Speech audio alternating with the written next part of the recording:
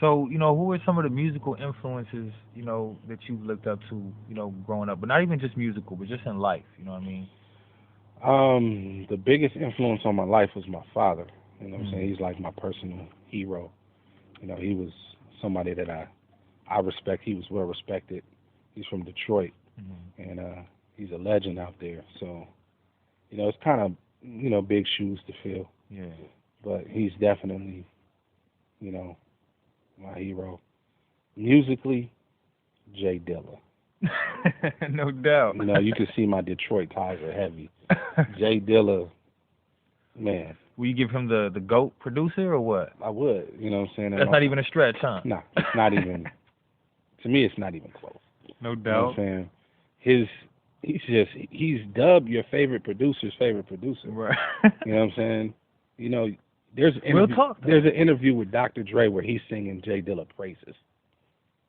Damn. Like a lot of producers say they would check, his tracks to, like For the Jay standard, right? Dilla influenced the way Questlove drums now. Mm. He defied the rules when it comes to productions. Like his kicks and stuff will be out of pocket Right. and like not normal to the rule of drumming. Right. Exactly. And Exactly. so he's an innovator in that regard, and he's one of the greatest producers. I don't think he gets his just due. Really. He's produced some of the greatest records, and his sound was so influential to me. He should be held like Primo. You know what I'm saying, right? Yeah. Primo is really like the essential. Yeah, you know he's what like I mean? The poster boy for hip hop producer. Jay Dilla to me, it wasn't just him. He transcended music, man. And when he passed away, it was definitely a big loss for hip hop. Yeah. But I still listen to his records today. That stays in rotation with me. Right. No doubt. And it's the truth, because like when I'm in the studio producing, I have a lot of his sounds, so I use like his kicks a lot. Right. But when I'm like stuck or having a block, trying to make a beat and I'm having beat blocks, I just go listen to some Jay Dilla for about an hour, and I come back influenced again, and then I can get out of that. So you can actually you actually find enjoyment listening to just instrumentals. Oh yeah, definitely. Me too.